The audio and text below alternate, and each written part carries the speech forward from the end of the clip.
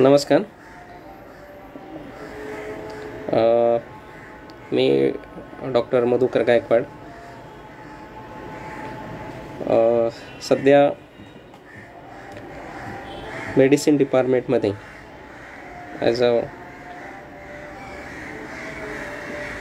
Head of medicine unit आणि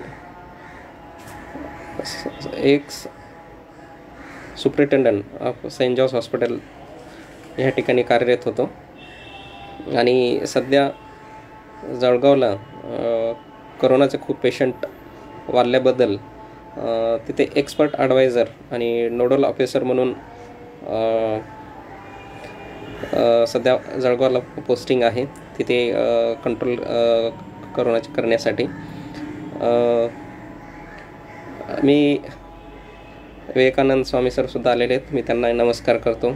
आता बरेच जण जॉईन होत आहेत आणि आपल्या नांदेड जिल्ह्यातील आपल्या भूमिपुत्रांना एक प्लॅटफॉर्म आपण म्हणल्यासारखं की जे आपल्या नांदेडच्या जिल्ह्यांना आपल्या जिल्ह्यातील जे गरजू रुग्ण असतील किंवा गरजू लोक असतील तर त्यांच्यासाठी नक्कीच ह्या म्हणून विचारधारांचा नक्कीच खूप फायदा होत आहे आणि भविष्यामध्ये सुद्धा ह्याचा चांगलाच फायदा होत राहील. आणि मी विवेकानंद स्वामी सर असतील किंवा त्यांचे वडील डॉक्टर स्वामी सर, डॉक्टर पुंडे सर आणि डॉक्टर शिवराज इंगोले सर यांचं मी पहिल्यांदा मी मनापासून धन्यवाद मानतो की त्यांनी मला हे ह्या प्लॅटफॉर्मवर येण्यासाठी मला एक संधी विवेकानंद स्वामी सरांच्या थ्रू मला मिळालेली आहे.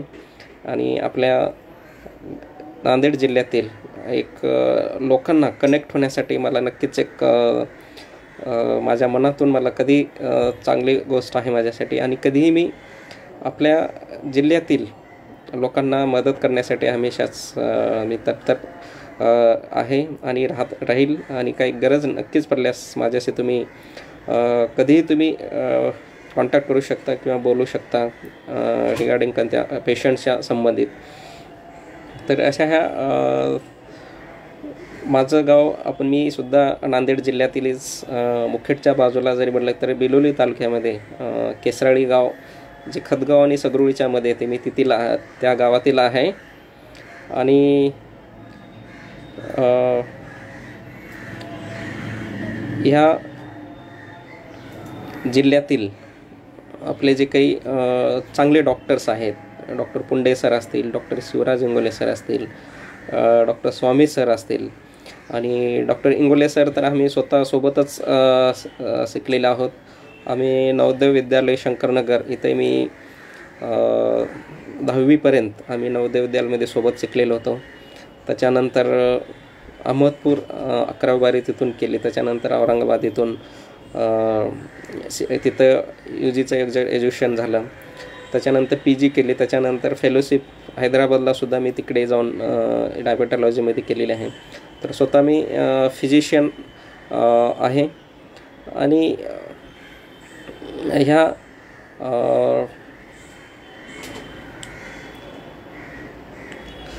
तर ह्या मेडिकल फील्डमध्ये आपण जर आता सध्या बघितलं सगळ्यांकडचे एकच परिस्थिती म्हणजे की करोना व्हायरस हा बऱ्याच ठिकाणी सगळीकडे पसरलेला आहे.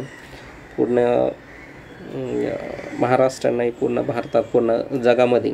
तर त्याच्याविषयी आपण थोडंसं नक्कीच डिस्कशन करू. आणि आपले जे काही नांदेड जिल्ह्यातील भरपूर काही आपले मुखेडचे असतील आणि जे की विवेकानंद स्वामी सरांनी एवढं खूप चांगल्या प्रकारे जे की पुण्यामध्ये स्वतःची हे मोनावती विचारधान आपल्याला एक आपल्या लोकांशी कनेक्ट होण्याचं एक माध्यम तयार करून दिलेले आहे. आणि नक्कीच त्यांचं पुण्या ठिकाणी असं वाखाणण्याजोगं त्यांचं काम चालू आहे. आणि चांगले फिल्म्स, त्यांचे टेलिफिल्म्स, ॲड्स मी बघितलेले आहे की त्यांचं खूप कार्य चांगल्या प्रकारे आहे. नक्कीच धन्यवाद विवेकानंद स्वामी सर, तुम्ही ह्या प्लॅटफॉर्मवरून मला आपल्या लोकांशी कनेक्ट होण्याचं एक मला माध्यम मिळालं आणि लोकांशी मला बोलण्याची एक संधी दिली. तर आज आपण पूर्णकडे पाहतो की आजकाल करोना हा पॅन्डेमिक पसरलेला आहे आणि ह्या काळामध्ये बरेच करोनाच्या संबंधित आजार आहेत, जसे की शुगर आहे आणि त्याचे किडनीचे संबंधित आजार आहेत आणि अजून कोविडमुळे अजून दुसरे काही आजार होतात किंवा कोविडच्या अगोदर काही आपल्याला आजार असतील तर ते आपण काळजी नाही घेतली तर त्याच्याशी आपल्याला काय त्या आजाराशी आपण काळजी घेतली पाहिजे की आपण योग्य प्रकारे त्याचा कसा उपचार घेतला पाहिजे आणि कोरोना संबंधित आपण ह्या गोष्टी काही आपण नक्कीच डिस्कस करू. हो सर, तेच शिवानंद स्वामी सर, मी ते तुमचं नक्कीच आभार मानतो. शिवानंद स्वामी सरांनी आपल्याला हे जे काही प्लॅटफॉर्म आपल्याला लोकांशी कनेक्ट होण्याचं एक माध्यम आपल्याला दिलेलं आहे. पुन्हा एकदा शिवानंद स्वामी सरांचं मी आभार व्यक्त करतो की आपल्या जिल्ह्यातील आपल्या भूमिपुत्रांना पुढे आणण्याचा एक स्टेज किंवा आपल्या भूमिपुत्रांना आपल्या जिल्ह्यातील लोकांशी कनेक्ट होण्याचं एक माध्यम दिलेलं आहे. नक्की शिवानंद स्वामी सर तुमचा अजून पुन्हा एकदा मी धन्यवाद मानतो. आणि अशा ह्या करोना आजारामध्ये कोरोना संबंधित तुम्हाला माहिती आहे की याला आपण कोविड-19 म्हणतो, कोरोना व्हायरस डिसीज 19, कारण का हा वुहान ह्या चीन या शहरामधील डिसेंबर 2019मध्ये पहिल्यांदा सापडल्यामुळे त्याचं नाव कोविड-19 दिलेलं आहे. आणि कोविड-19 हे आजार काही आपल्यासाठी नवीन नाही. हा करोना व्हायरससुद्धा अगोदरसुद्धा 2003 आणि 2004मध्ये सुद्धा आपल्या देशामध्ये होता. त्यावेळेस त्याला आपण सार्स ह्या नावानं ओळखलं जायचं की सिव्हिअर ॲक्यूट रेस्पिरेटरी सिंड्रोम ह्या कोरोना व्हायरसमुळेच झालेला होता. तर त्याच्यामुळे असं करोना व्हायरस हा काही नवीन नाही, पण त्याच्याच नंतर जे काही व्हेरिएशन तयार झाले ना त्याच्यामुळे जो काही आजकाल जो कोविड-19वर जे काही आजकाल कॉम्प्लिकेशन होत आहेत, आजकाल त्याच्यामुळे जे डेथ होत आहेत, नक्कीच खूपच सगळीकडे त्याची मॉर्टॅलिटी रेट भरपूर प्रमाणात वाढलेली आहे. तर असे हे जे करोना ज्यावेळेस आपण हे करतो आजार आहे तर त्याच्या संबंधित आपण आता सध्या बघतो की नांदेड जिल्ह्यामध्ये सुद्धा एक हॉटस्पॉट म्हणल्यासारखंच आहे. नांदेड जिल्ह्यामध्ये सुद्धा बरेच केसेस वाढलेले आहेत. आता इनिशियली पहिल्यांदा मुंबई, पुणे, जळगाव, धुळे, नाशिक किंवा मालेगाव, नाशिकजवळ इकडच्या भागामध्ये भरपूर होता. आता सध्या आपण जर बघितलं तर औरंगाबाद आहे, त्याच्या अजून पुन्हा पुणे आहे, सोलापूर, कोल्हापूर, मिरज, सांगली आणि नांदेड, लातूर, अंबेजोगाई आणि नागपूर अशा ह्या ठिकाणीही आता ह्याचं प्रमाण ह्या कोरोनाचा भरपूर वाढलेला आहे.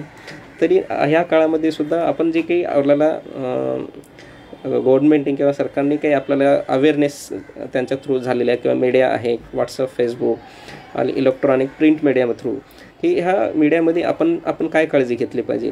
ज्यावेळेस आपण पाहतो की सॅनिटायझर्स वापरणे आणि प्रत्येक वेळेस साबणाने आपले हात धुणे खूप गरजेचं आहे. आणि फेस मास्क हे खूप आपल्याला लावण्याची खूप गरज आहे. आणि सॅनिटायझर प्रत्येक ठिकाणी अवेलेबल असं नाही, फक्त तुम्ही आपण साबणा आणि पाण्याने आणि साबणाने जर हात धुतले तरी बऱ्याच प्रमाणात हे जे काही व्हायरस कोविड व्हायरस आहे ह्याच्यातून ह्या आपल्या साबणाने हा बऱ्याच प्रमाणात व्हायरस हा मारला जातो आणि त्याच्या बराच आजार त्याच्यापासून होण्यापासून कमी होऊ शकतात. तर असे हे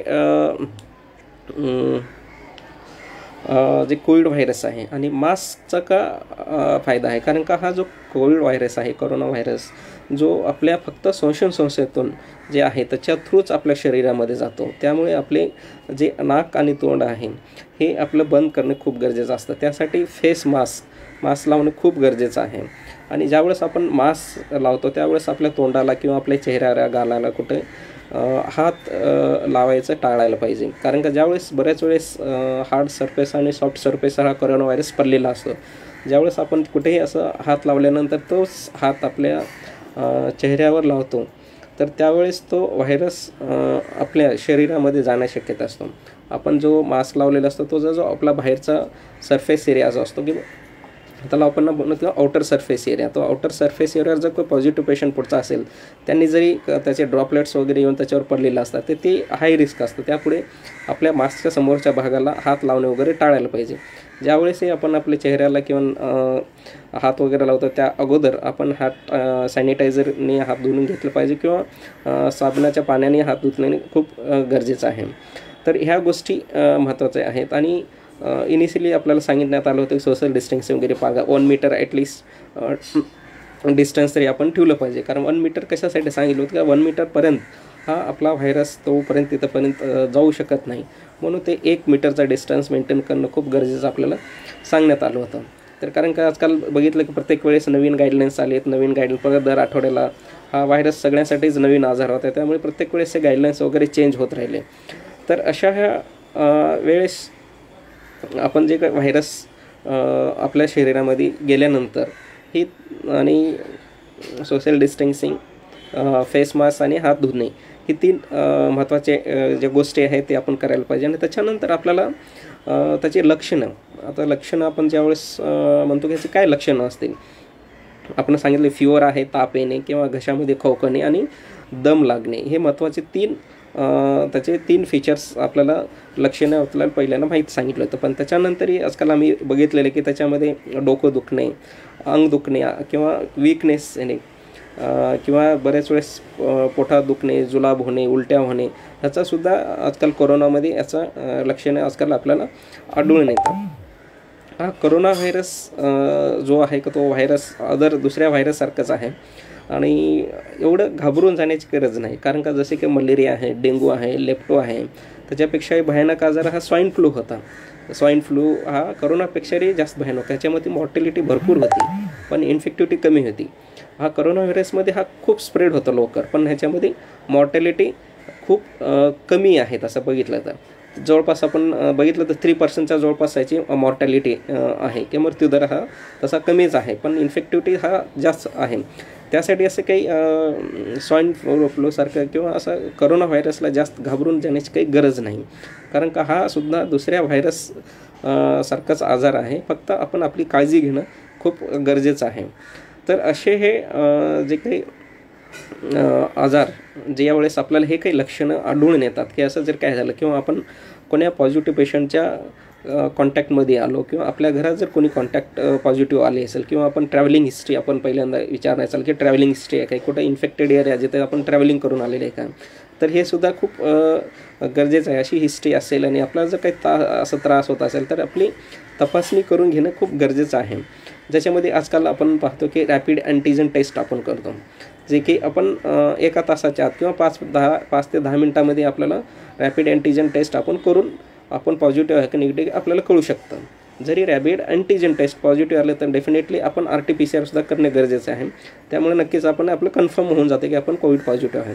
जरी निगेटिव्ह असेल पण आपल्याला त्याची काही लक्षणं असतील तर लक्षणे जरी असली तरी आपण RT-PCR करून घेणं गरजेचं आहे. कारण बरेच वेळेस रॅपिड अँटीजन जरी निगेटिव्ह असेल तर ही टेस्ट जर काही आपल्याला लक्षणं असतील तर RT-PCR ही टेस्ट जे आपण करणं गरजेचं आहे. RT-PCR आणि रॅपिड अँटीजन टेस्ट हे आपले जे काही स्वॅब कलेक्शन आपण म्हणतो की आपण नाकातेने असेल किंवा आपल्या तोंडामधून जे स्वॅब कलेक्शन करतो आणि ते स्वॅब कलेक्शन करून तो व्हायरल ट्रान्सपोर्ट मीडिया असतो त्याच्यामध्ये टाकून ते आपण लॅबला पाठवतो आणि लॅबला पाठवल्यानंतर त्याची आपण taste whether it is positive और निगेटिव्ह आपल्याला त्याच्यावर कळून जातं.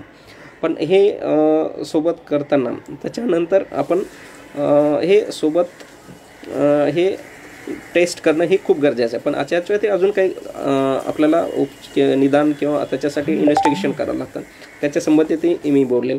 आणि हे आजार आपण ज्यावेळेस बघतो की बऱ्याच लोकांमध्ये असं गैरसमज पसरण्यात आले होते इनिशियली की हा आजार जो आहे व्हायरस जसे की नॉनव्हेज आहे, चिकन आहे किंवा व्हेजिटेबल्स आपण मार्केटमधून आणतो त्याच्या थ्रूसुद्धा काही आपल्याला स्प्रेड होतं का?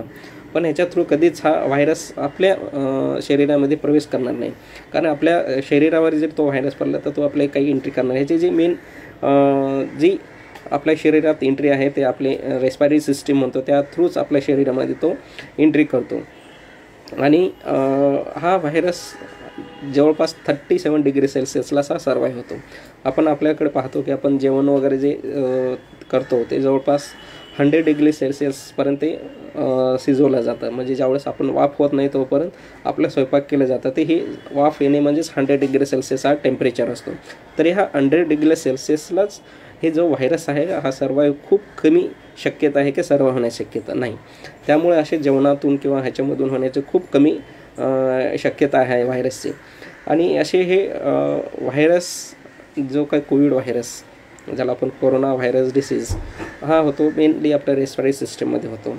ज्यावेळेस आपल्याला हे ज्यावेळेस त्रास जाणवायला लागतो त्यावेळेस आपल्या शरीरामधले ऑक्सिजन लेवल म्हणतो आपण, जे की आजकाल पल्स ऑक्सिमीटर सगळ्याकडे अवेलेबल आहे, तर पल्स ऑक्सिमीटरने आपल्या शरीरामध्ये ऑक्सिजन लेवल किती आहे हे बघणं खूप गरजेचं आहे. जसं की 95च्या वर हे असलं आपल्या शरीरात कधीही चांगलं असेल. 90 ते 95 जरी असेल तर ठीक आहे, पण त्या 90 ते 95 दरम्यान असेल तर आपण त्याची काळजी घेणं गरजेचं आहे आणि हॉस्पिटलमध्ये ॲडमिट होणं गरजेचं आहे. 95च्या वर चांगलं जर मेंटेन होत असेल तर घाबरण्याची काही गरज नाही. आणि आपल्याला जर ताप कंटिन्यू येत असेल आणि त्यासाठी 199 किंवा 100च्या वर माइल्ड जर फीवर असेल तर आपल्याला हे तपासणी किंवा ब्लड टेस्ट हे करून घेण्याचं गरजेचं आहे. तर हे करत असताना हे सॅच्युरेशन पाहणे, त्याच्यानंतर एक्सरे आपल्या शरीरामधलं जे आपण चेस्ट एक्सरे मला आपण छातीचा एक्सरे करणे गरजेचं आहे. आणि त्याच्यापेक्षाही आजकाल आपण CT स्कॅन आपल्या छातीचा जो करतो तर त्या छातीच्या एक्सरेमध्ये आणि CT स्कॅनमध्ये HRCT आपण थोड्याक्स म्हणतो, त्याच्यामध्ये आपल्या शरीरामध्ये आपल्या फुफ्साचे 5 लोब्स असतात. त्या लोब्सवर आपण किती आपले लोब्स इन्व्हॉल्व झालेले आहेत, तर त्याच्यामध्ये त्या लोब्समध्ये आपला जे का व्हायरसमुळे निमोनिया होतो किंवा सेकंडरी किंवा दुसरे जे काही जीवाणू आहेत त्याच्यामुळे काही जर आपल्या काही निमोनिया झालेला असेल तर ते सुद्धा आपण पाहतो. तर ह्या निमोनियाच्या लेवलवर आपल्या शरीरामध्ये किती ऑक्सिजन लेवल कमी आहे किंवा शरीरामध्ये आपण किती झालेलं आहे हे आपल्या एक्सरे आणि HRCT थोड्याक्स जे करतो त्याच्यावर आपल्याला हे समजून जातं. तर हे इन्व्हेस्टिगेशन करणे खूप गरजेचं आहे. आणि ज्यावेळेस आपल्याला काही असं आपला रिझल्ट पॉझिटिव्ह आला किंवा लक्षण आलं तर असं काही घाबरून जाण्याची गरज नाही की कोरोना झाला म्हणजे 100% मॉर्टॅलिटी किंवा 100% डेथ आला असं काही नाही. आजकाल 80% पीपल्स आर असिम्प्टमॅटिक, जे की यंग पेशंट आहे ज्यांची की प्रतिकारशक्ती चांगली आहे असे सुद्धा आपले पेशंट्स आहेत चांगल्या प्रकारे रिकवर होतात. त्यासाठी हा का कोरोना झाला म्हणजे प्रत्येक गोष्ट काही असं डेथ आली याच्यामध्ये काही हे नाही, कारण का आपली जी इम्युनिटी आहे किंवा आपली प्रतिकारशक्तीसुद्धा चांगलं मेंटेन करणे गरजेचं आहे. त्यामुळे ज्यावेळेस आपलं हा डायग्नोसिस होतं त्यावेळेस ज्यावेळेस आपल्याला शरीरामध्ये किंवा पॉझिटिव्ह रिपोर्ट आलं तर आपले जे पहिले 7 दिवस आहेत ते खूप महत्त्वाचे असतात. त्या 7 दिवसामध्ये पेशंटला हा आपला सायटोकाइन स्ट्रॉम म्हणतो, तो सायटोकाइन स्ट्रॉममध्ये पेशंटला दम वगैरे लागणं, त्यासाठी थोडा जरी ताप आला, थोडा जरी विकनेस किंवा पॉझिटिव्ह पेशंट आलं तर जेवढा लवकर होतं तेवढ्या लवकर आपण आपली तपासणी करून घेणं गरजेचं आहे. कारण का आम्ही पाहतो, कारण का खेड्यामधले जे काही आपले जे पेशंट्स असतात जे सिव्हिल हॉस्पिटल किंवा टेबल ज्यावेळेस दम लागायला सुरू होतं किंवा ताप जास्त असतो किंवा लोकल डॉक्टरकडे जाणे, पॅरासिटामॉल घेणे, ताप कमी झालं की घरी बसणे आणि 7-8 दिवसानंतर त्यांना दम लागण्याचा त्रास सुरू होतो, त्यावेळेस ते कुठं हॉस्पिटलला ॲडमिट होण्यासाठी निघतात. शक्यतो ह्या गोष्टी टाळायला पाहिजे, कारण का 7 दिवसाच्या तुम्हाला दम लागला म्हणजे तुम्हाला 7 दिवसापासून तुम्हाला तो आजार ऑलरेडी झालेला होता.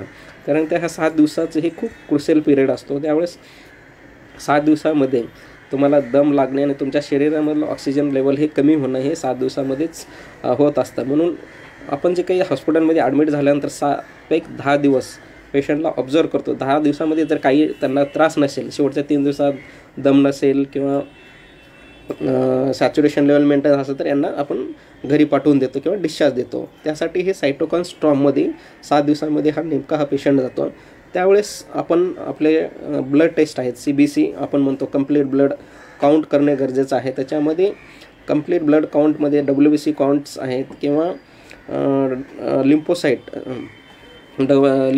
आणि WBC काउंट आणि लिम्फोसाईट हे न्यूट्रोफिल आणि लिम्फोसाईट काउंटचा रेशो आपण बघतो. त्याच्यानंतर डी डायमर टेस्ट आहे किंवा सिरम फेरेटिन किंवा इंटरलिकन 6 आणि सी रिॲक्टिव्ह प्रोटीन हे जे इन्व्हेस्टिगेशन्स आहेत हे खूप महत्त्वाचे आहेत. ह्याच्यावर आपल्याला ट्रीटमेंट प्लॅन पुढे काय पेशंटची कशी सिव्हिरिटी आहे ह्या आपल्याला ह्या इन्व्हेस्टिगेशन कळतं. जर आपले CRP किंवा इंटरलिकन 6 फेरिटिन आणि डी डायमर वाढलं तर त्यावेळेस आपण काय ट्रीटमेंट दिली पाहिजे हे त्याच्यावर डिसाईड केलं जातं. तर पेशंट्स जर त्याचे डी डायमर किंवा फेरिटिन वाढलं तर पेशंटला आपण जसे तुम्ही ऐकलं असेल लो मॉलिक्युलर वेट हिपेरिन किंवा स्टिरॉइड्स जे ते की मिथिल प्रेनिसुलान म्हणतो, की हे जे काय पेशंट जे सायटोकाइन स्टॉर्ममध्ये जातात, ज्यांच्यामध्ये दम लागत असतो, त्याच्या सॅच्युरेशन ऑक्सिजन लेवल कमी होतं आणि जे काही हे पुढे जे होण्यापेक्षा आता जर ह्या गोष्टी केलं त्यांना की लो मॉलिक्युलर वेट आणि स्टिरॉइड्स जर दिलं तर नक्कीच हा सायटोकाइन स्टॉर्म हा कमी होतो ह्याच्यामुळे. आणि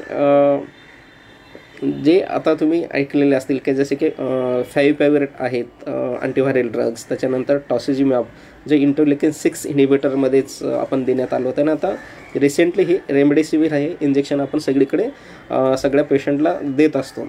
जर एक पेशंट जर आपण लवकरात लवकर हॉस्पिटलमध्ये दाखवलं तर त्याच्यापैकी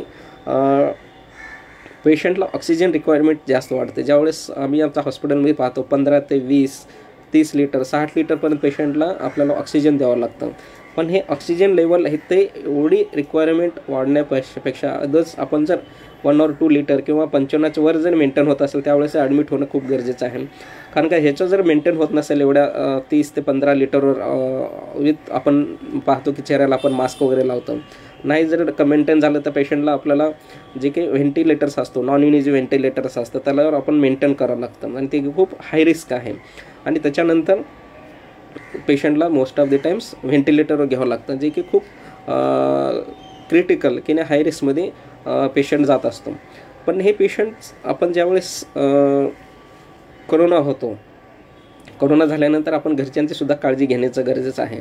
पण ह्याच्यामध्ये जे काही हाय रिस्क ग्रुप म्हणतो, जे की मोर ससेप्टेबल, आम्ही बघितलं की हा मृत्यूचं प्रमाण जास्त जर बघितलं तर कोणत्या ग्रुपमध्ये आहे. आपण जर बघितलं की वय 60 वर्षापेक्षा ज्यांचं वय आहे त्यांना शुगर आहे आणि ज्यांची किडनी ट्रान्सप्लांट वगैरे झालेली आहे किंवा बरेच जण पेशंट जे इम्युनोसप्रेसिव्ह ड्रग्स वगैरे असतात जसे की स्टेरॉइड्स वगैरे आहे आणि ज्यांची काही प्रतिकारशक्ती कमी असतं तर यांच्यामध्ये जास्त हे हाय रिस्क ग्रुपमध्ये येतात पेशंट. आणि मॅक्झिमम आपल्या जे हॉस्पिटलमध्ये मृत्यूचं प्रमाण बघितलं हे डायबिटिक पेशंटमध्ये जास्त आहे.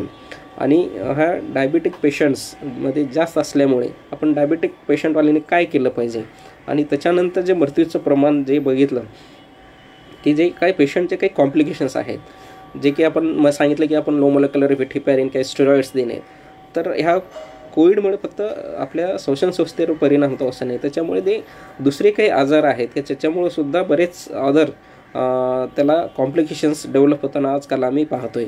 ज्यामुळे की जसे की पल्मोनरी थ्रोम्बोसिस वगैरे जास्त होण्याची शक्यता असतं. तर हे जे काही कॉम्प्लिकेशन आहे किंवा डायबिटीज आहे किंवा किडनी फेल कशी होते ह्या कोरोना पेशंटमध्ये किंवा आणि आपण काळजी कशी घेतली पाहिजे नक्कीच आपण या पुढच्या गोष्टी आपण पाहू.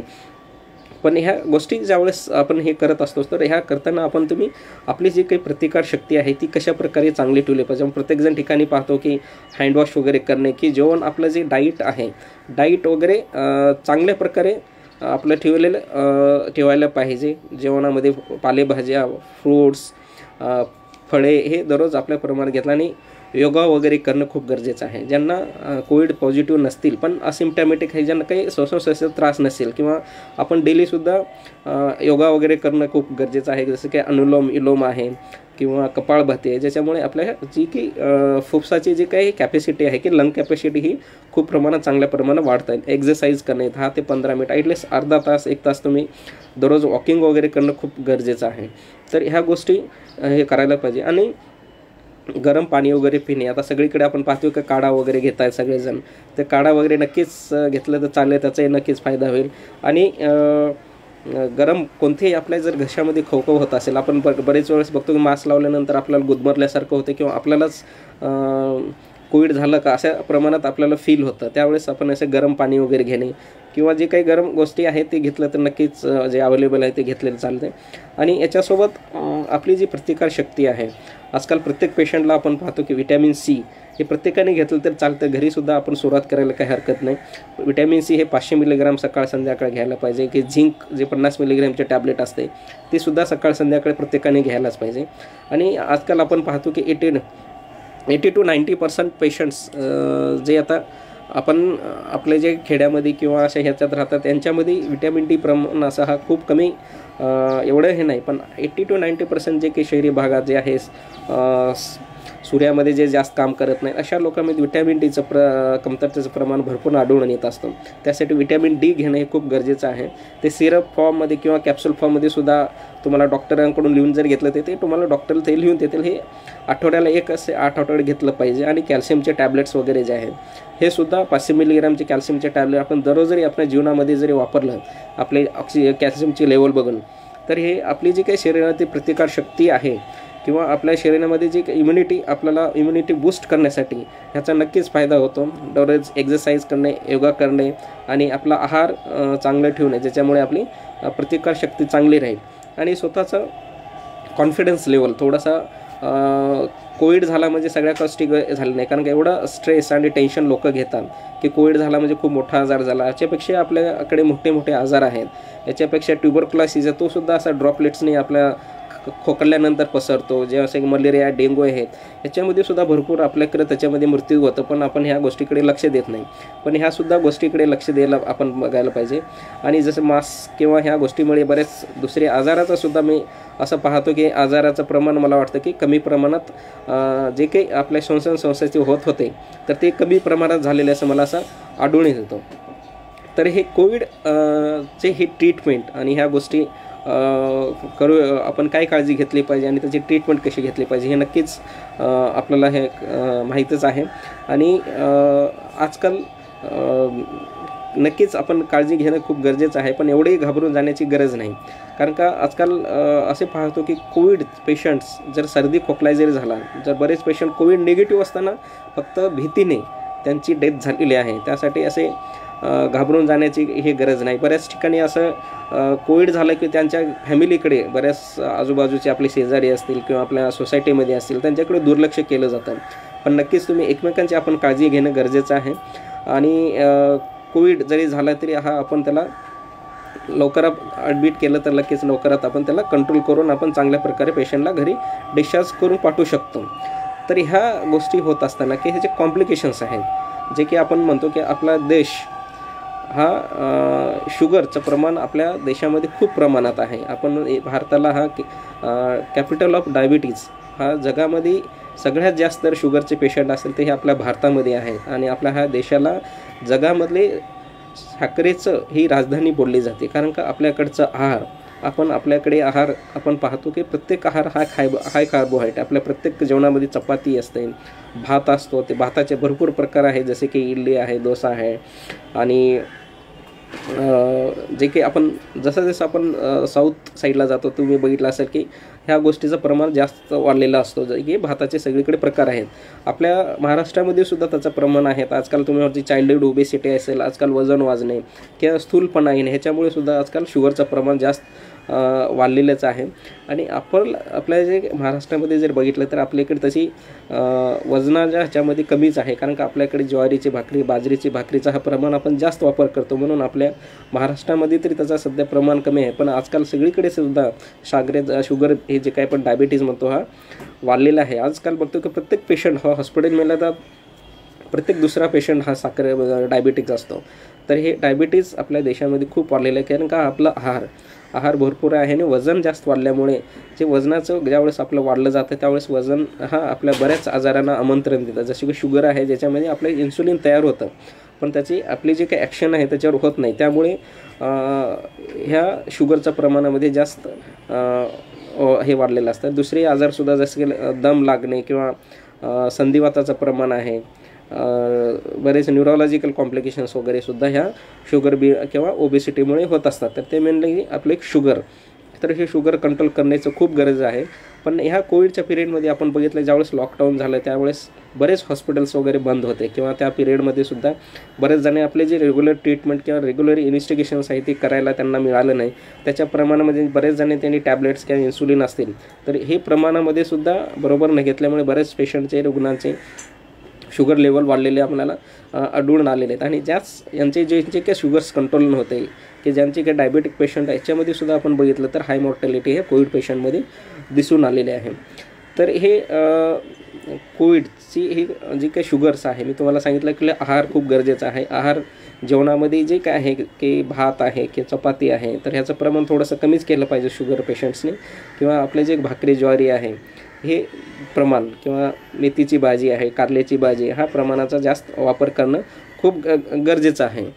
तर हे मला का ह्या गोष्टी बोलायच्या आहेत, कारण का कोविड पेशंट्समध्ये का मॅक्झिमम मी असं बघितलं की यांच्यामध्ये जे मॉर्टॅलिटी हे कोविड पेशंटमध्ये जे डायबिटिक आहे त्यांच्यात आलेलं आहे. त्याच्याबरोबर जे काही डेथचं काही अदर काही इश्यूज आहेत की डेथ कशामुळे झालेले आहेत. आम्ही बघितलं की डेथ हे ज्यावेळेस कोविडमध्ये झाल्याचं बरेच पेशंट्स हे इन्फेक्शन झालेले होते, ज्याच्यामध्ये WBC काउंट्स वगैरे वाढलेले आहेत, किंवा सेकंडरी बॅक्टेरियल इन्फेक्शन, जे काही इन्फेक्शन आपण सेप्सिस म्हणतो, शरीरामध्ये संसर्ग आजार झाले होते त्याच्यामुळे सुद्धा त्याच्यामध्ये आले. त्याच्यासोबत ह्याचा परिणाम बऱ्याच जे काही किडनीचे आजार आहेत, किंवा किडनी पेशंटचे डायलिसिस होते, की ऑलरेडी किडनीचे आजार होते त्यांना, की रिनल फेल्युअरमध्ये बरेच कोविडचे पेशंट हे रिनल फेल्युअर म्हणजे की acute kidney injury on CKD जर ऑलरेडी असेल त्याच्यामध्ये खूप लवकर हा किडनीचे प्रॉब्लेम झालेले दिसले. आणि ह्याच्या व्यतिरिक्त कोविडचे जे अदर काही कॉम्प्लिकेशन, जसं आम्ही काही स्ट्रोक्स आहेत, बरेच पेशंटला हा लकवा मारणं किंवा आपण पॅरालिसिस म्हणतो हे असं सुद्धा आढळून आहे. बऱ्याच पेशंटला DVT, डीप व्हेन थ्रोम्बोसिस किंवा गँग्रीन वगैरे होणे. बऱ्याच पेशंटमध्ये आर्टरील आणि व्हेनस आपले जे शरीरामध्ये नसा आहे त्याच्यामध्ये ब्लडचे क्लॉट वगैरे होणे हे ह्या कोविड पेशंट्समध्ये हे जे आहेत, तर हे सुद्धा असे आजारामुळे हे सुद्धा कॉम्प्लिकेशन्स डेव्हलप झालेले आहेत. ज्यावेळेस पेशंट ॲडमिट होतो, ज्यावेळेस ॲडमिट झाल्यानंतर अशा पेशंटला स्ट्रोक बसलेला आहे, DVT बसलेला आहे, त्यांना गँग्रीन बसलेलं आहे. तर हे गँग्रीन कारण का बसतो, कारण का आपल्या शरीरामध्ये ही जे काही आपल्या नसामध्ये काही एंडोथेल सिस्टम आहे ते एंडोथेल डिस्फंक्शन ऑलरेडी हे डायबेटिक पेशंटमध्ये 10 ते 5 वर्षापासून जर शुगर आणि BP असेल तर त्या प्रमाणामध्ये होत असतो. आणि त्याच्यामध्ये रॅपिडली प्रोलिफरेशन आहे एंडोथेलियल डिस्फंक्शन ह्या डायबेटिक पेशंटमध्ये होतं. आणि त्याच्यामुळे हे जास्त जे पल्मोनी थ्रोम्बोसिस आपल्या जे काही फुफ्सामध्ये जे व्हेन्स असतात त्याच्यामध्ये थ्रोम्बोसिस वगैरे बसतो, आणि त्याच्यामध्ये ब्रिदिंग प्रॉब्लेम होणे किंवा ऑक्सिजन लेवल कमी होणे, आणि त्याच्यामध्ये हा मृत्यूचं प्रमाण जास्त आढळून आलेलं आहे. तर त्यासाठी आपण ज्यावेळेस D-डायमर आणि फेरिटिनचे लेवल बघून लो मॉलिक्युलर वेट हिपॅरिन आपण देतो. तुम्ही बघितलं असेल पेशंटच्या किंवा रुग्णांना पोटावर किंवा आपल्या खांद्यावर वगैरे किंवा मांडीवर हे इंजेक्शन दिलं जातं. कारण का हे पल्मोनरी थ्रोम्बोसिसच हा काही प्रकार नाही. हा थ्रोम्बोसिस हा कोणत्याही शरीरामध्ये कुठेही होण्याचे चान्सेस जास्त कोविडमध्ये आढळून येत आहे. जसे की पल्मोनरी आहे, आर्टरियल थ्रोम्बोसिस आहेत, व्हेनस थ्रोम्बोसिस आहे. जे ह्या व्हेनस आणि आर्टरियल थ्रोम्बोसिसमुळे हे सगळे दुसरे आजार होताना होतात. आणि त्याच्यामध्ये जर आर्टरियल किंवा व्हेनस थ्रोम्बोसिस आहे त्याच्यामध्ये जे काही आपण जर बघितलं असेल किडनीचे फेल वगैरे पेशंट होणे, आपल्याकडे पाहतो की डायबेटिक पेशंटमध्ये तर आपल्या देशामध्ये तर किडनीचं पेशंट फेल होणं म्हणजे सगळ्यात जर मोस्ट कॉमन कॉज असेल तर आपल्याकडे शुगरचे प्रमाण जास्त आहे, त्याच्यानंतर हायपरटेन्शन आणि दुसरे आजारसुद्धा आहेत. पण अजून बऱ्याच ठिकाणी आपल्याकडे आपल्या खेड्यामध्ये किंवा गावामध्ये पाहतो की स्टोन्स वगैरे होणे, किडनी स्टोन्स आहेत, किंवा तिथल्या पाण्याची आपण जे काही हार्ड वॉटर वगैरे म्हणतो अशा हार्ड वॉटरमुळे सुद्धा बऱ्याच वेळेस किंवा स्टोन्समुळे आपले किडनी फेल होतं. जे काही पेशंट्स ऑलरेडी डायलिसिस वगैरे होते किंवा डायलिसिस ज्यांचं चालू होतं, तर हे डायलिसिस पेशंटसुद्धा हाय रिस्क ग्रुपमध्ये कोविडमध्ये येतात. कारण का डायलिसिस चालू असताना त्यावेळेस आपलं कंटिन्युअसली ब्लड वगैरे आपल्या शरीरातलं हे रोटेट होत असतं किंवा आपल्या शरीराला सर्क्युलेट करायला सांगतं. आणि त्याच्यामध्ये जर पेशंटचं किडनी ट्रान्सप्लांट झालं असेल आणि त्याच्यामध्ये हे जे इम्युनोसप्रेसर ड्रग्स असतात ज्याच्यामध्ये ऑली जे डायलिसिस पेशंट म्हणजे हा आपला प्रतिकार शक्ती कमी असलेले शरीरात असते. तर हे पेशंट जे आहे की आम्ही डायलिसिस पेशंट जे आहेत किंवा किडनी फेल पेशंट आहेत किंवा किडनी ट्रान्सप्लांट झालेले याच्यामध्ये सुद्धा कोविडचं मृत्यूचं प्रमाण जास्त प्रमाणात आढळून आलेले आहे. कारण का ज्यावेळेस असे आमच्या समोर यंग पेशंट्स जवळपास जे की डायलिसिसवर होते यांचासुद्धा आम्ही मृत्यूचं प्रमाण मी बऱ्याचपैकी बघितलेले आहेत. तर ह्या पिरियडमध्ये आपण शुगर आणि किडनी चे आजार जे होतात त्यांचं आपली काळजी घेणं खूप गरजेचं आहे. तर ह्या अगोदर शुगर ज्यांची जी काही हाई असतं त्यांची फास्टिंग अँड पोस्ट प्रायंडल जेवणाच्या अगोदर जेवणाच्या नंतर जे शुगर टेस्ट करणं गरजेचं आहे. आणि आपण आजकाल बघतो ते SBMC ग्लायकोसिलेटेड हिमोग्लोबिन म्हणतो 3 महिन्याची लेवल आपल्या शरीरामध्ये शेवटच्या 3 महिन्यामध्ये किती शुगर लेवल होतं तर हे सुद्धा खूप पाहण्याचं गरजेचं असतं. तर ऑरेज आपले 6.5 हा यंग पेशंटमध्ये आणि 7% हे आपल्या एल्डरली पेशंटमध्ये ठेवणं खूप गरजेचं आहे. त्यासाठी हे शुगर लेवल कंट्रोल खूप गरजेचं आहे. कारण कोविड पेशंटमध्ये मॅक्झिमम जे काही मृत्यूचं प्रमाण मी बघितलेलं आहे हे शुगर पेशंटमध्ये. त्यासाठी शुगरच्या पेशंटनी हे शुगर कंट्रोल करणं खूप गरजेचं आहे. रेग्युलरली तुम्ही डॉक्टरला दाखवणे, त्यांची फास्टिंग अँड पोस्ट प्रायंडल शुगर वगैरे बघणे आणि जे काही आपल्याला डॉक्टरनी ॲडवाईज करतात जे काही शुगरचे टॅब्लेट्स आहेत किंवा इन्सुलिन आहे तर हे स्ट्रिक्टली घेऊन हे शुगर लेवल कंट्रोल खूप करणे गरजेचं आहे. आणि त्याचबरोबर हे मेडिकल ट्रीटमेंट झाले त्यापर्यंत आपलीसुद्धा आपल्या शरीराची काळजी घेणं जास्त आहे. कारण आपलं शरीर असे सगळ्या गोष्टी आहेत. फक्त डॉक्टरने ट्रीटमेंट द्यायचं नाही, आपण त्याचे पथ्य वगैरे पाळणं सुद्धा गरजेचं आहे. तर जेवणामध्ये जे काही आहे कार्बोहायड्रेट जसे की मी आधी सांगितलं की भाताचं प्रमाण वगैरे कमी करणे, चपाती कमी करणे आणि त्याच्यामध्ये आपली भाकरी आहे, ज्वारीची भाकरी, बाजरीची भाकरी आहे, मेथीची भाजी आणि कारल्याची भाजी ह्याचं प्रमाण जास्त वाढलं पाहिजे.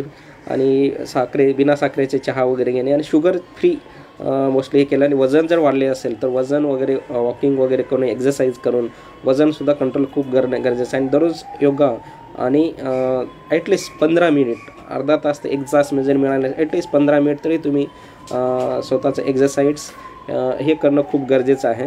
आणि जर हे आपण केलं नाही तर डेफिनेटली 5 ते 10 वर्षामध्ये आपल्या शरीराचे जे काही आजार, जे काही महत्त्वाचे ऑर्गन्स असेल, ब्रेन असेल, हार्ट असेल, किडनी असेल किंवा आपले नसा असतील तर ह्याच्यावर डेफिनेटली हा शुगरचा आणि BPचा परिणाम होतो. आणि एकतरी ऑर्गन हा डॅमेज होतो. आणि ह्याचा जो ज्यावेळेस डॅमेज झालेला असतो त्याचा जे खर्च असतो हा खूप परवडण्यासारखा नसतो. हो, फायनान्शियल बर्डन म्हणतो जो आपल्या फॅमिलीने आपल्यावर येत असतो. कारण का शुगर आणि BPला तुम्ही अशी जीवनात कधी लाईटली घेऊ नका. शुगर आणि BP जर आपण कंट्रोल केलं तर डेफिनेटली जे काही पुढे चालून जे काही हार्ट अटॅक झाला तर तुम्हाला आपण हार्ट अटॅक झाले की ते बायपास आलं किंवा अंजिओप्लास्टी आली, कंटिन्यू दर महिन्याला तुम्हाला ते मेडिकेशनचा भार आला, स्ट्रोक पॅरालिसिस बसला, लकवा बसला, त्याचं घरी तुम्ही बेड रिडन राहणार, मग पुन्हा स्वतःच्या फॅमिलीला प्रॉब्लेम होणार, फॅमिली सगळ्यांचे जे काही घरचे आहेत त्यांनी तुमच्यामध्ये गुंतून राहणार, तुमची काळजी घ्यावं लागतं. त्याच्यानंतर काही किडनी पेशंट झालं, किडनीला डायलिसिस, रेनल ट्रान्सप्लांट हे पुढे जे काही होण्याचे असतात.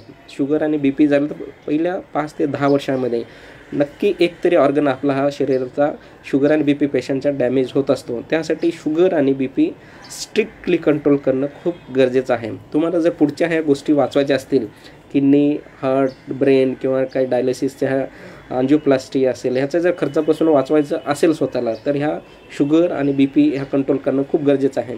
आणि तसंच जे काही पेशंट्स शुगर आणि BP कंट्रोल नाहीत त्यांचेच पेशंटमध्ये अशी मॉर्टॅलिटी आपल्याला जास्त आढळून येतं. तर हे पेशंट जे काही शुगरचे आहेत तर शुगरमध्ये तुम्ही दर महिन्याला आपली प्रत्येक टेस्ट करून घेणं गरजेचं आहे. ECG करून घेणे, आपले डोळ्याची तपासणी करून घेणे, लिपिड प्रोफाईल, कोलेस्ट्रॉल किती आहे, युरिनसुद्धा पाहणे गरजेचं आहे की अल्ब्युमिन आणि हे पाहणे, किडनी फंक्शन टेस्ट म्हणतो जसं मी युरिया आणि क्रिएटिन केलं जातं, आणि लिव्हर फंक्शन टेस्ट वगैरे आहे. आणि किंवा आपल्या सोनोग्राफी करून आपल्या किडनीची साईज किती आहे, किडनी साईज हे प्रत्येक पेशंटमध्येही जसं शुगर आणि BP वाढत तसं किडनीची साईजसुद्धा कमी होण्याची शक्यता असते. तर ह्या गोष्टी करण्याचं खूप गरजेचं आहे. त्यामुळे हे शुगर कंट्रोल करणे खूप गरजेचं आहे. आपण आपल्याकडे असं वाटतं की डॉक्टरकडे गेले, टॅबलेट दिले आणि आपण हे गेलो, पण ह्या गोष्टी सुद्धा घरी गेल्यानंतर आपण आपल्या शरीराची काळजी घेणे आणि ट्रीटमेंट रेग्युलर फॉलोअप करणे हे गरजेचं आहे. तर हे कोविडच्या संदर्भात सुद्धा त्या गोष्टीच लागू पडतात. कारण कोविडमध्ये डायबिटिक आणि किडनी पेशंट्स आम्ही मॅक्झिमम पेशंट्स डेथची पाहतो की ॲक्यूट रिनल फेल्युअर किंवा AKI म्हणतो त्याला, ॲक्यूट किडनी इंजुरी.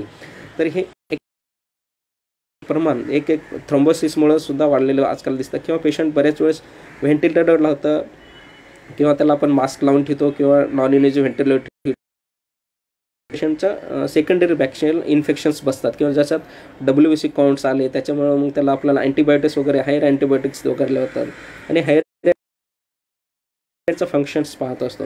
तर किडनीच्या फंक्शननुसारच आपल्याला त्यांचे अँटीबायोटिक्स वगैरे द्यावं लागतात. तर असेही काही डायलिसिस ज्यांना गरज आहे किंवा किडनी फेल असतं, तर अशा ह्या पेशंट्समध्ये सुद्धा जर कोविड पेशंट आहे, ऑलरेडी त्याला तो ह्याच्यावर मास्कवर लावलेला आहे, त्याला ऑक्सिजन रिक्वायरमेंट आलेले आहे, तर अशा पेशंटमध्ये सुद्धा ज्यांचं BP जर ब्लड प्रेशर मेंटेन नसेल तर डायलिसिस करणंसुद्धा खूप अवघड असतं. त्यासाठी हे आपल्याला जे काही ऑक्सिजन सिलेंडर्स किंवा ह्याच्यानुसार मग त्याची पेशंटची कंडिशन बघून सुद्धा आपल्याला डायलिसिस करावं लागतं. आणि अशा बऱ्याच वेळेस होतं की पेशंट हा व्हेंटिलेटरवर असतो, त्याचा BP मेंटेन होत नाही, इन्फेक्शन झालेलं असतं, त्याला आपण ज्याच्यामध्ये प्रत्येक ऑर्गन हा इन्व्हॉल्व झालेला असतो त्याला मल्टी ऑर्गन फेल्युअर म्हणतात, ज्याच्यामध्ये किडनी आहे, लिव्हर आहे, लंग्स आहेत, आपले फुफ्फुस इन्व्हॉल्व होतात किंवा हृदय आहे. तर ह्या ज्यावेळेस आपल्या शरीरामध्ये इन्व्हॉल्व झालेलं असतं त्यावेळेस डायलिसिस करणं खूप अवघड जातं. त्यासाठी हे पेशंट्स किडनी फेलमध्ये जाण्याच्या अगोदरच आपण ह्या गोष्टी केल्या की ज्या अगोदर काही आपण काळजी केली की मी सांगितलं की शुगर कंट्रोल करणे, ब्लड प्रेशर कंट्रोल करणे आणि दुसरे काही आजार असतील त्याची ट्रीटमेंट रेग्युलरली घेणे. तर ह्या गोष्टी आपण जे काही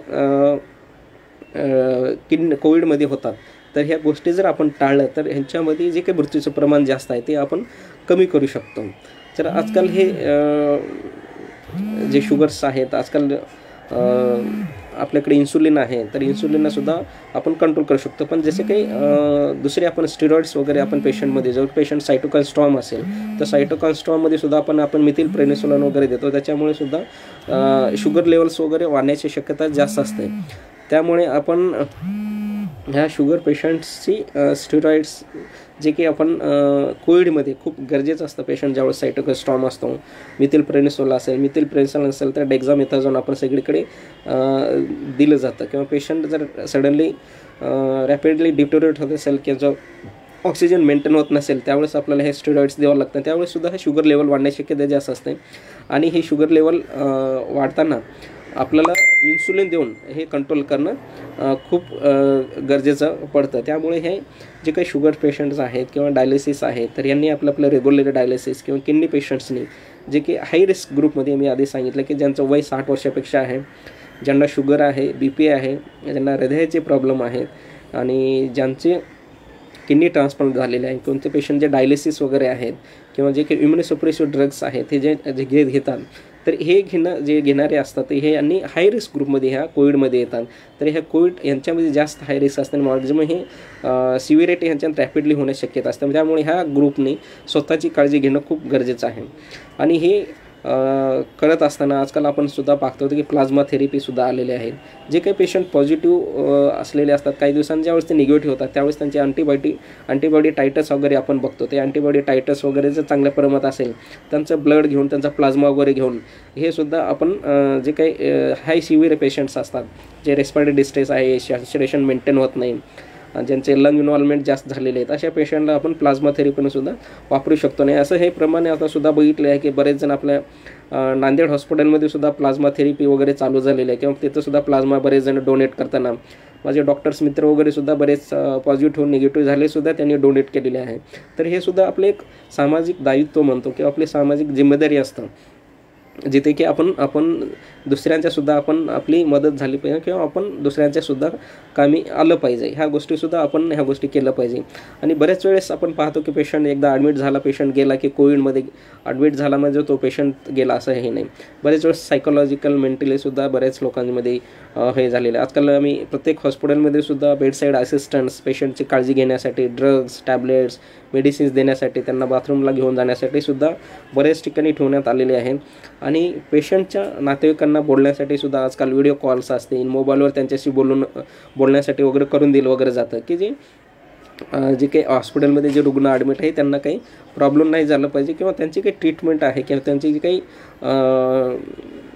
काही कॉम्प्लिकेशन्स असतील किंवा त्यांना काही बोलायचं असेल तर ह्या गोष्टीसुद्धा आपण ह्या पद्धतीने सगळीकडे आजकाल केलं जातं. तरी हे कोविड हा नक्कीच हा आजार घाबरून जाण्यासारखं आहे नाही, पण नक्कीच आपण काळजी जर घेतलं, लवकरात लवकर आपण हे जर केलं तर आपण ह्या गोष्टी करू शकतो. आपण बघतो की मृत्यूच्या नंतर जेव्हा बघितलं असतं की बरेच लोकांना जे पॉझिटिव्ह आहेत किंवा आपला लॉकडाऊन पिरियडमध्ये सुद्धा आपल्या गावामध्ये लोकांना बरेच लोकांना येऊन द्यायचं त्यांनी अडवून आलं तर त्यावेळेस नक्कीच मी म्हणतो हे सगळे आपलेच बांधव असतात, त्यांना अशा गोष्टीपासून थांबवलं पाहिजे. आणि ज्यावेळेस कोविड पॉझिटिव्ह पेशंटचे ते डेथ झालेले असते त्याचेसुद्धा काही नॉर्म्स असतात जे काही आपण गव्हर्नमेंटने आपल्याला गाईडलाईन्स दिल्या त्याच्या गाईडलाईन्सवर त्याच्यावर फॉलो केलं पाहिजे. मॅक्झिमम हे कोविड पेशंट्स हे कमीत कमी लोकांनी कमीत कमी वेळेमध्ये त्याचं क्रिमेशन वगैरे करणं खूप गरजेचं असतं. ज्यावेळेस कोविड पेशंटचा मृत्यू होतं त्यावेळेस आपण पाहतो की त्याच्यावेळेस हायपोक्लोराईड सोल्युशन वगैरे असतं, त्याला तर स्प्रे वगैरे केलं जातं. आणि जे काही जिपलॉक डेड बॉडी कवर्स म्हणतो त्याला जिपलॉक बॉडी कवर्स असतात, ते जिपलॉक बॉडी कवर्समध्ये ठेवलं जातं. आणि त्याच्यानंतर अजून त्याच्या हायपोक्लोराईड सोल्युशन्सने त्याला स्प्रे केलं जातं.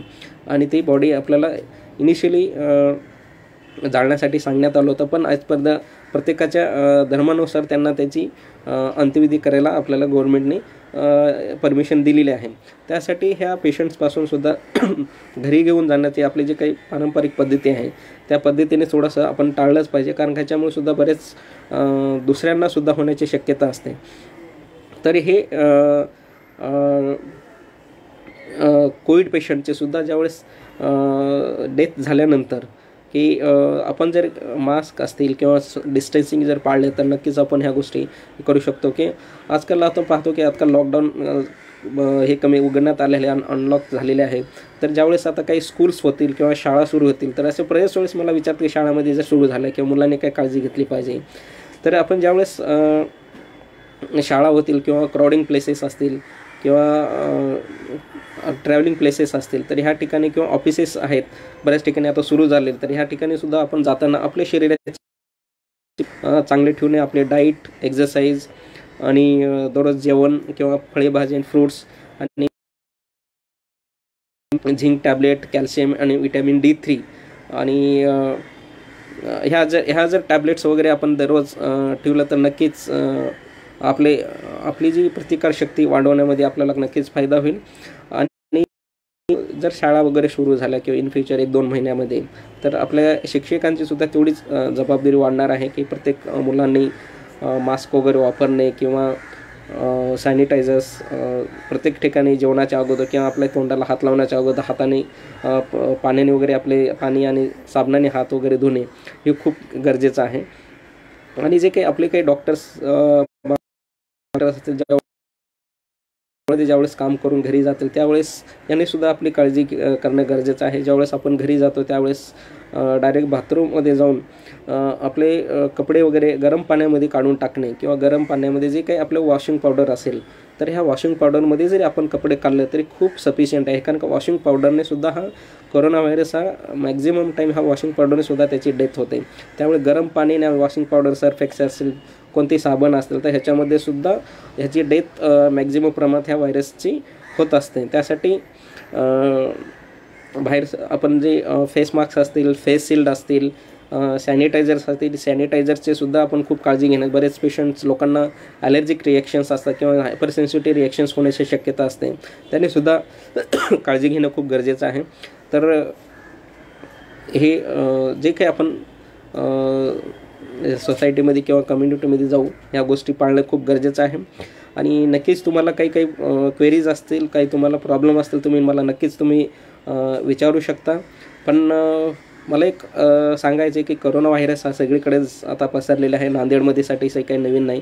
तर नांदेड घाबरून जाण्याची काही गरज नाही, कारण का आजकाल एवढे लोक पॅनिक किंवा एवढे घाबरतात. हे आजकाल लोकांनी मीडिया असेल, फेसबुक, व्हॉट्सअप, प्रिंट मीडिया आहे, टेलिव्हिजन्स आहेत आपल्याकडे, ह्याच्यामुळे खूप लोकांमध्ये भीती पसरली. नक्कीच भीती जरी असेल तर ते आपण काळजी घेणे खूप गरजेचं आहे. त्यासाठी कोरोना झाला म्हणून काही खूप घाबरून जाण्याची गरज नाही. पण ह्या गोष्टी जर आपण लक्षात लवकर आले, आपण जे आजकाल स्क्रीनिंग सिस्टम्स वगैरे सुरुवात केलेली आहे, प्रत्येक गव्हर्नमेंट प्रत्येक घरोघरी जाऊन प्रत्येकाची तपासणी किंवा प्रत्येकाच्या घरात लक्षण असतील तर नक्कीच त्यांना लवकरात लवकर ॲडमिट होणं. मला एवढंच म्हणायचं की ताप जरी आला, आपल्याला जरी दम लागत नसेल, मला ताप आला, फक्त बॉडी पेन आहे, मला दम लागत नाही, पण याच्यापर्यंत दम लागेपर्यंत वाट पाहू नका. दम लागतं म्हणजे तुम्हाला ते 7 दिवसापर्यंत तुमच्या त्या शरीरामध्ये त्या व्हायरसचं इन्फेक्शन पसरलेलं आहे. त्यासाठी हे दम लागण्याच्या अगोदरच तुम्ही हॉस्पिटलमध्ये ॲडमिट व्हा. जर ह्या गोष्टीच्या अगोदर आपण ॲडमिट झालो तर नक्कीच आपण त्या हॉस्पिटलमध्ये जाऊन ट्रीटमेंट घेऊन आपण नक्कीच वापस येऊ शकतो. आणि नक्कीच ह्या कोरोनामध्ये आपण जो म्हणतो की हा वर्ष जगण्याचं वर्ष आहे, त्यासाठी प्रत्येकाने आपली घरची आणि आपल्या फॅमिलीची काळजी घेणं गरजेचं आहे. आणि काही जर नक्कीच कोरोनाविषयी तुम्हाला काही किडनीचे आजार किंवा डायलिसिस संबंधित किंवा शुगर असेल तर नक्कीच तुम्ही मला विचारू शकता. आणि पुन्हा एकदा शिवानंद स्वामी सर असतील किंवा त्यांचे वडील डॉक्टर स्वामी सर आणि डॉक्टर पुंडे सरांचं तर खूप नाव आहे. आम्ही पहिल्यापासून आहोत सर पण तज्ज्ञ म्हणून आम्ही बरेच वेळेस त्यांचं कॉन्फरन्समध्ये सुद्धा मी बरेच वेळेस त्यांचं स्नेक बायटवर ऐकलेलं आहे. आणि माझे मित्र आणि जे काही डॉक्टर शिवराज इंगोले सर हे की आम्ही सोबतच शिकलेले आहेत किंवा इथंच आम्ही सोबत मुंबईमध्ये सुद्धा सोबतच काम करतो आहे. आणि चांगल्या प्रकारे ते आपली सेवा देत आहेत. आणि प्रत्येकाची जिल्ह्यातील कोणीही जर आले आम्ही नक्कीच आपुलकीने आम्ही त्यांना सगळ्या जेवढं होईल तेवढं आम्ही मदत करण्याचा प्रयत्न करत असतो. मी शिवानंद स्वामी सरांचा आणि विवेकानंद सरांचे मी धन्यवाद देतो. आणि जे काही हे मोहनावती विचारधन फाउंडेशन आहे किंवा मोहना विचारधन ह्या प्लॅटफॉर्म थ्रू आम्हाला सगळ्यांशी मला कनेक्ट होण्याचा एक आज त्यांनी संधी दिली. नक्कीच स्वामी सरांचा मी धन्यवाद मानतो. आणि नक्कीच सर इन फ्युचरसुद्धा माझ्याकडून काही जरी आरोग्याविषयी काही जरी असेल कधी मदत करण्यासाठी मी हमेशा तयारच आहे. तरी पुन्हा एकदा सगळ्यांचं मी आभार मानतो. स्वामी सर असतील, पुंडे सर असतील आणि इंगोले सरांचं मी धन्यवाद देऊन इथेच कोरोनाविषयी माहिती असं जेवढे होईल तेवढे सांगण्याचा मी प्रयत्न केला. अजून काही असतील तर तुम्ही नंतर मला पर्सनली किंवा मेसेज टाकून विचारू शकता. आणि पुन्हा एकदा सगळ्यांचा धन्यवाद, आभार.